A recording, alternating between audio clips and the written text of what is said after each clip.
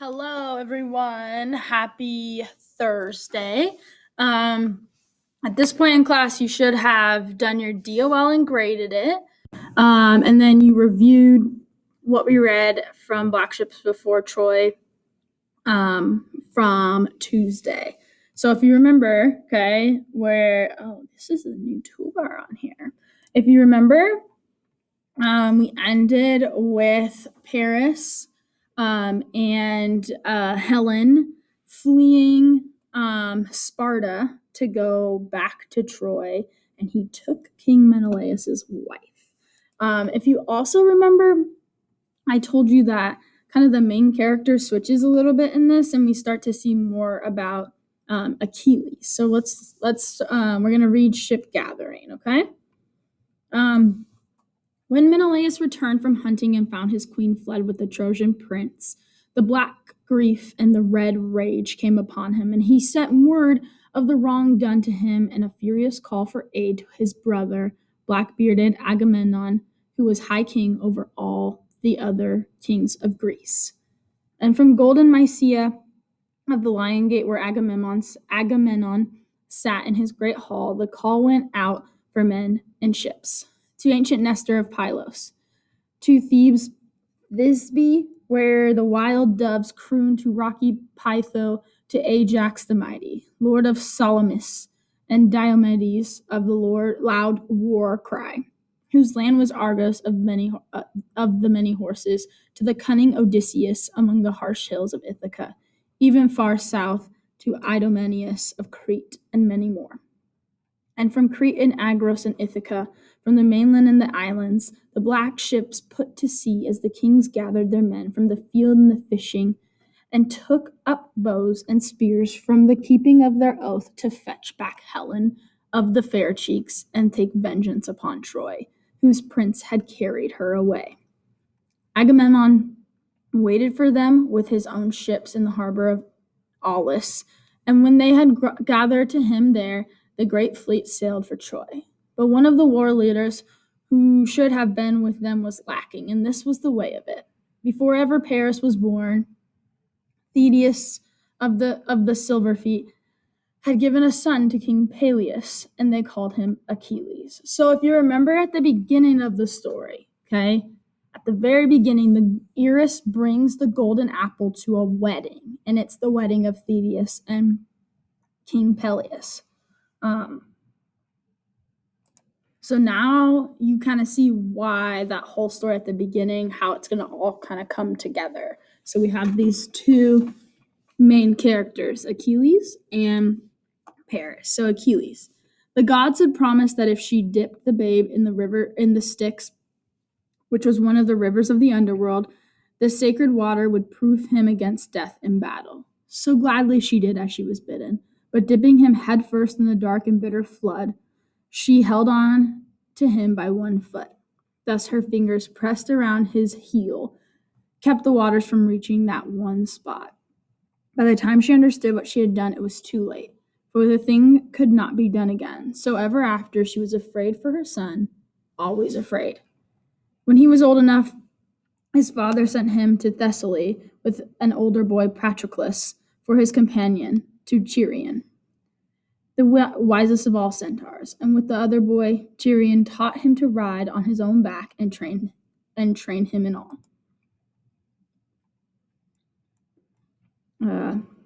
That's a good rendering of Achilles.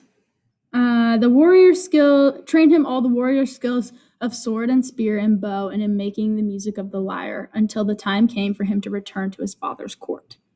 But when the high king's summons went out and the black ships were launched for war, his mother sent him secretly to the Isles of Sicros, begging King Lycomedes, to have him dressed as a maiden and hidden among his own daughters so that he might be safe. How it came about that Achilles agreed to this, no one knows. Maybe she cast some kind of spell on him for love's sake. But there he remained among the princesses, while the ships gathered in the world outside. But Theseus's loving plan failed after all. For following the seaways westward, part of the fleet put in to take on fresh water at Sicros, Scyros, where the whisper was abroad that Prince Achilles was concealed, which means hidden. King Lycomedes welcomed the warriors but denied all knowledge of the young prince. The leaders were desperate to find him, for Chalchas, chief among the soothsayers who sailed with them, had said that they would not take Troy without him. Then Odysseus, who was not called the resourceful for nothing, blackened his beard and eyebrows and put on the dress of a traitor. Turning his hair up under a seaman's red cap, and with a staff in one hand and a huge pack on his back, went up to the palace. When the girls heard that there was a traitor in the palace forecourt, out from the women's quarters they all came running, Achilles among them, veiled like the rest, to see him undo his pack. And when he had done so, each of them chose what she liked best: a wreath of gold, a necklace of amber, a pair of turquoise earrings blue as the sky, a skirt of embroidered scarlet silk, until they came to the bottom of the pack. And at the bottom of the pack lay a great sword of bronze, the hilt studded with golden nails. Then the last of the girls, still closely veiled, who had held back as though waiting all the while, swooped forward and caught it up, as one well used to the handling of such weapons. And at the familiar feel of it, the spell of his mother had set upon him dissolved away. So Achilles' mom was trying to hide him so that he wouldn't be a part of the war, because she knew his one weakness. However, we see that they're out looking for him, and Odysseus has a way to figure it out. This for me, said Prince Achilles, pulling off his veil. Then the kings and chieftains of the fleet greeted and rejoiced over him. They stripped off his girl's garments and dressed him in a kilt and cloak as befitted a warrior, with his new sword slung at his side, and they sent him back to his father's court to claim the ships and fighting men that were his by right, and that he might add them to the fleet. His mother wept over him, saying, I had hoped to keep you safe for the love I bear you, but now it must be for you to choose. If you bide here with me, you shall live long and happy. If you go forth now with the fighting men, you will make for yourself a name that shall last, while men tell stories around the fire, even to the ending of the world. But you will not live to see the first gray hair in your own beard, and you will come home no more to your father's hall. So that looks like a little bit of foreshadowing too, right? His mom is saying, if you stay with me, you'll have a long life, but you won't be known. If you go off to this war, you won't live long, but you will be, men will talk about you forever. So Achilles responds to this by saying, short life and long fame for me, said Achilles, fingering his sword. So his father gave him 50 ships, fully manned, and Patroclus to go with him for his friend and sword companion. And his mother, weeping still, armed him in his father's armor, glamorous war gear that Hephaestus, the smith of the gods, had made for him. And he sailed to join the black ships on their way to Troy. Okay, so we got the backstory of both Paris and Achilles. So now we're hitting that final portion of the story called Quarrel with the High King. So this is going to be the argument with Agamemnon. The Greeks did not have smooth sailing. Storms beat them this way and that, and more than once they met with enemy fleets and had to fight them off. But at last they came in sight to the coast coast below Troy city. Then they made a race of it, the rowers quickening the oar beat, thrusting their ships through the water, each eager to come first to land. The race was won by the ship of Prince Protestalus,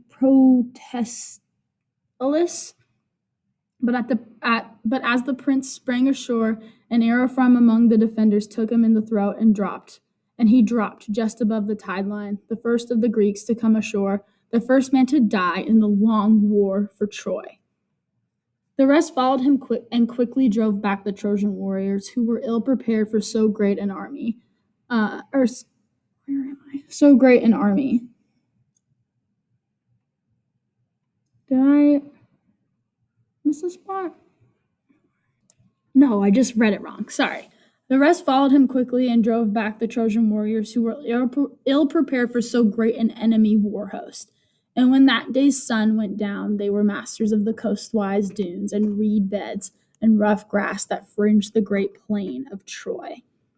They beached their ships and built halls and huts in front of them to live in, so that in a while there was something like a seaport town. And in that town of turf and timber, they lived while year after year a war went by. 9 times the wild almonds flowered and fruited on the rocky slopes below the city. 9 times summer dried out the tamarisk scrub among the grave mounds of the long dead kings. The ship's timber rotted, and high, fierce hopes that the Greeks had brought with them grew weary and dull-edged. So what it's saying, if you know that things only flower once a year, right? They're talking about 9 years passing. They knew little of siege warfare. So remember, siege warfare is where you kind of like starve the city out. You make sure no resources are getting into them, and you try to starve them out.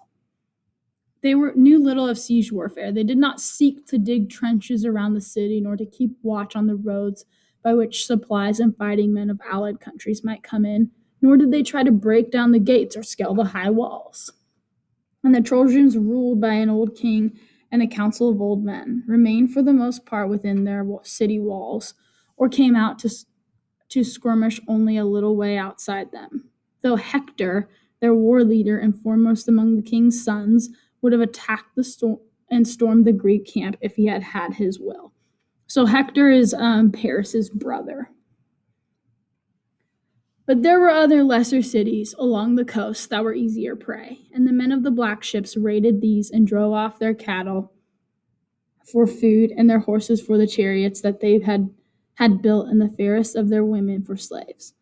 One of these raids far down the coast, when the almond trees were coming into flower for the 10th time, so now 10 years, they captured and brought back 2 beautiful maidens, Chryses and Briseis, among the spoils of war. Chryses was given to King Agamemnon, who was as high king always received the richest of the plunder, while Briseis was awarded to Achilles, who had led the raid. Chryses' father, who was a priest of Apollo, the sun god, followed and came to the Greek camp begging for his daughter back again and offering much gold for her ransom. But Agamemnon refused and bade the old man be gone with cruel insult. And there it seemed that the thing was ended. But soon after, fever came upon the Greek camp. Many died, and the smoke of the death fires hung day and night along the shores, and in despair the Greeks begged the soothsayers Chalcas to tell them the cause of the evil. And Chalcas watched the flight of birds, and made patterns in the sand, and told them that Apollo, angry on the behalf of his priests, was shooting arrows of pestilence into the camp from his silver bow, and that his anger would not be cooled until the maiden Chryses was returned to her father. So hopefully you define pestilence. Let's look at what it means really quick, because that's a big word. So it is often a fatal illness or evil influence that spreads quickly to many people. So that's what's wreaking havoc throughout the Greek camp right now. On hearing that Agamemnon fell into a great rage, and though the other leaders urged him to release the girl, he swore that if he did so, then he would have Briseis out from Achilles' hall in her place. Then Achilles, who had grown to care for Briseis, would have drawn his sword to fight for her. But gray-eyed Athena, who was for the Greeks because Aphrodite was for Paris and the Trojans, put it into his mind that no man might fight the high king, and that all manners of evils, from defeat in battle to bad harvests, would come to an end if he did. Even so, a bitter quarrel flared between them, though wise old Nestor tried to make peace. Achilles, who despite his youth was the proudest and hottest-hearted of all the Greek leaders, called Agamemnon a greedy coward with the face of a dog and the heart of a deer. It is small part you play in fighting, but you take other men's prizes from them when the fighting is over, robbing them of the reward and the honor that is rightfully theirs, for this one reason that you have the power to do it, because you are the High King. I am the High King, agreed Agamemnon, his face blackening as though a storm cloud gathered over it. I have the power, even as you say, and let you not forget it. Also, as High King, I have the right, and let you not forget that either. You who are no more than a prince among other princes. The quarrel roared on, despite all the other leaders could do to stop it, and in the end it was Achilles who had the final word. Lord Agamemnon, you have dishonored me, and therefore now I swear on all the gods that I will fight you no more, nor will I take any part in this struggle against Troy until my honor is made good to me again. And he strolled out from the council, gathering, and went back to his own part of the camp, his own hall, and his own black ships, and all the men of his own country with him. So what did he do? He said, Agamemnon, you're crazy, right? You're taking my girl, who is a slave for me from the spoils of war. Yours has to go away because she's the daughter of a priest, and you have to give her back to please Apollo. So then you're going to take mine? And then you want me to still fight for you? No thanks. So Achilles essentially says, I will not fight for you anymore. Bye. So let's see what happens. Then Agamemnon, in a black and silent rage, caused Chryses to be put into one of his ships, and cattle with her for a sacrifice to Apollo, and ordered Odysseus to take command of the ship and return the girl to her father. And as soon as the ship had sailed, he sent his heralds to fetch Briseis from Achilles' hall and bring her to his own. Achilles made no more attempt to resist, and stood by as though turned to stone, while the girl was led weeping away. But when she was gone, he went down to the cold seashore and flung himself down upon the tide line and wept his heart away. And his mother, Thetis of the Silver Fleet, heard the voice of his furious grief from her home in the crystal palaces of the sea, and she came up through the waters like a sea mist, rising no one seeing her except her son. And she sat down beside him and stroked his hair and his bowed shoulders and said, What bitter grief is this? Tell me the darkness that is in your heart. So, chokingly, Achilles told her what she asked, and in his grief and bitter fury, he demanded that she go to Zeus, the Thunderer, chief of all gods, and pray him for a Trojan victory that should make the High King feel the loss of his greatest captain, and do him honor and beg for his return. Thetis promised that she would do as he asked, but it could not be done at once, for the father of the gods was absent about some matter in the farmost part of the world, and it must wait for his return to Olympus. So for 12 days Achilles remained by his ships, waiting and brooding on his wrongs. And Odysseus, having returned Chryses to her father with the proper sacrifices and prayers and purification, came again to the ship stranded with the promise that Apollo was no longer set against them and had lifted the plague curse away. But still, Briseis wept in the hall of the High King, and Achilles sat among his ships, nursing his anger as though it were a red rose in his breast. That's it, kids. That's the end of the story.